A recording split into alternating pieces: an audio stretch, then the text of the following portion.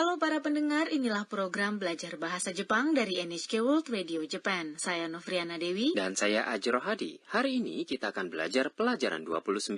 Kalimat kunci hari ini adalah 近くで見ると大きいですね。 Kalau dilihat dari dekat, besar ya. Anna sedang mengunjungi kota Shizuoka di mana Sakura dilahirkan. Hari ini ia diajak ke tempat yang dapat melihat Gunung Fuji dengan sangat bagus oleh sepupu Sakura, Kenta. Gunung Fuji adalah gunung tertinggi di Jepang dan terdaftar dalam situs warisan kebudayaan dunia UNESCO. Mari kita dengarkan adegan untuk pelajaran 29. Kalimat kuncinya adalah 近くで見ると大きいですね。 kalau dilihat dari dekat, besar ya.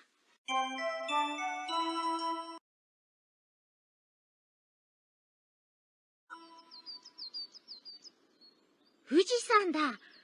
近くで見ると大きいですね。あれ？雲の形が帽子みたいです。あの雲が見えると雨が降るんだよ。 Sekarang mari saya jelaskan mengenai adegan tadi. Anna mengatakan 富士山だ。 Gunung Fuji 富士山 adalah Gunung Fuji. だ Adalah bentuk informal dari です。 ungkapan sopan pada akhir kalimat. Apakah san dalam Fujisan sama dengan san, sebutan kehormatan pada nama orang? Bukan, meskipun pengucapannya sama. Gunung adalah, 山 namun diucapkan sebagai 山 saat disambung dengan nama gunungnya. 近くで見ると大きいですね。 Kalau dilihat dari dekat, besar ya. Ini adalah kalimat kunci hari ini. Dalam kalimat ini, subjek Fujisang yang artinya Gunung Fuji dihilangkan. 近く Adalah dekat. で Adalah partikel yang mengindikasikan tempat. 見る Adalah bentuk kamus dari 見ます yang artinya melihat. と Adalah partikel yang mengindikasikan syarat. Kita menggunakannya saat atau jika sesuatu terjadi akan menyebabkan terjadinya hal yang lain. Ini mengindikasikan hubungan sebab akibat. Jadi, 近くで見ると berarti kalau kita melihatnya dari dekat. Berhati-hatilah di sini. Kata kerja menggunakan bentuk kamus atau bentuk nai sebelum to. Jika partikel to dipasang setelah kata kerja, ini mengindikasikan suatu syarat, betul ya? Betul. 大きい Adalah besar. Kecil adalah 小さいです adalah ungkapan sopan pada akhir kalimat. ね Adalah partikel yang ditambahkan pada akhir kalimat. Gunakan saat Anda menginginkan persetujuan dari orang yang Anda ajak bicara. Kini, mari kita berlatih mengucapkan dalam bahasa Jepang. Kalau kita melihatnya dari dekat, besar ya. 近くで見ると大きいですね。 Anna memperhatikan sesuatu. あれ雲の形が帽子みたいです。 Bentuk awannya terlihat seperti topi. あれ Adalah kata seru yang Anda gunakan saat menyadari akan sesuatu. 雲 Adalah awan. の Adalah partikel yang menghubungkan kata benda. 形 Adalah bentuk. な Adalah partikel yang mengindikasikan subjek. Di sini, kumo no katachi atau bentuk awan merupakan subjeknya. 帽子 Adalah topi. みたい Adalah seperti. Awan terlihat seperti topi.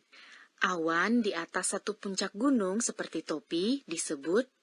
笠雲 Ini dikatakan pertanda hujan. Kenta menjelaskan kepada Anna.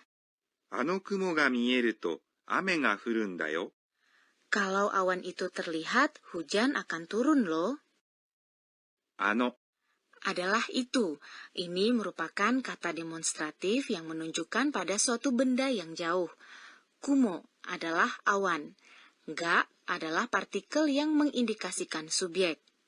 見える Adalah bentuk kamus dari 見えます yang artinya bisa dilihat atau terlihat.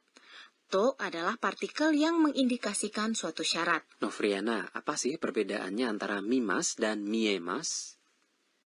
見ます。 Artinya Anda melihat sesuatu dengan sengaja. 見えます。 Berarti sesuatu terlihat atau bisa dilihat, atau Anda kebetulan melihatnya meskipun tidak sengaja. Kalau begitu, Gunung Fuji terlihat adalah Fujisan ga miemasu. Betul? Betul sekali. Mari kita kembali ke adegan tadi. 雨、 Adalah hujan. Ga adalah partikel yang mengindikasikan subjek. 降るんだよ。 Berarti akan turun loh. Turun adalah, 降ります。 bentuk kamusnya adalah, 降る。 di sini furu digabungkan dengan んだ。 ungkapan yang digunakan untuk menjelaskan apa yang akan terjadi atau mengapa. Anda. Dalam pelajaran 27, Anda belajar menggunakan んです。 saat Anda menjelaskan sesuatu. Bentuk informal dari endes adalah んだ。よ。 adalah partikel yang digunakan pada akhir kalimat saat Anda mengajari orang yang diajak bicara mengenai sesuatu yang belum diketahuinya. Jadi, ame ga furun da yo berarti hujan akan turun loh. Kini mari kita dengarkan adegan untuk pelajaran 29 lagi. Kalimat kunci hari ini adalah, 近くで見ると大きいですね。 kalau dilihat dari dekat, besar ya.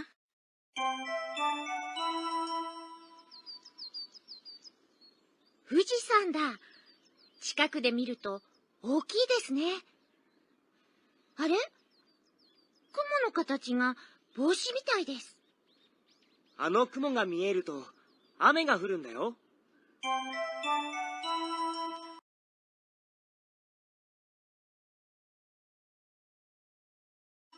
Sekarang waktunya pojok Sensei Oshiete. Penyelia program ini, Profesor Akane Tokunaga, akan mengajarkan mengenai poin pembelajaran hari ini. Hari ini kita mempelajari enda, ungkapan yang digunakan untuk menjelaskan sesuatu. Saya ingin tahu lebih banyak cara menggunakannya. 私が教えましょう。 Sensei mengatakan, bentuk dasar dari んだ。 adalah のだ。 ucapkan noda pada akhir kalimat saat Anda ingin menjelaskan apa yang akan terjadi, mengapa, atau dalam situasi apa. Dalam percakapan informal, gunakan enda. Untuk cara yang sopan, gunakan endes. Anda tidak dapat menggunakan bentuk mas dari kata kerja sebelum noda. Anda harus menggunakan bentuk biasa, seperti misalnya bentuk kamus atau bentuk ta. Misalnya, Anda ingin mengatakan hujan akan turun jika awan seperti itu terlihat. Hujan akan turun adalah 雨が降ります。 gantilah 降ります。 yang artinya turun menjadi bentuk kamusnya. 降る。 Dan tambahkan enda. Jadi ucapkan 雨が降るんだ。 kalimat sopannya adalah 雨が降るんです。 noda menjadi なのだ。 jika kata benda atau kata sifat na diletakkan sebelum noda. Dalam hal itu, enda menjadi なんだ。 jadi jika pekerjaan 仕事。 adalah alasannya, katakan 仕事なんだ。 kalimat sopannya adalah 仕事なんです。 Itulah tadi pojok Sensei Oshiete.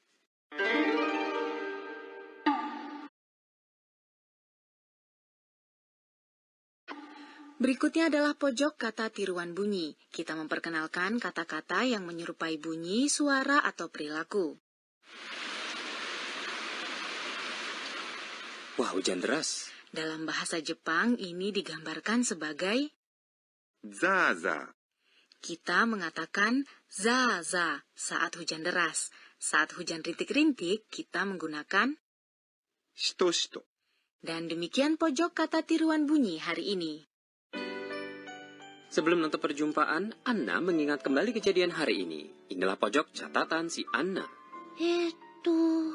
今日は Gunung Fuji dengan awan di atasnya juga indah. Kenta dapat meramalkan cuaca dengan melihat bentuk awan. Ia tahu banyak, ia bisa diandalkan.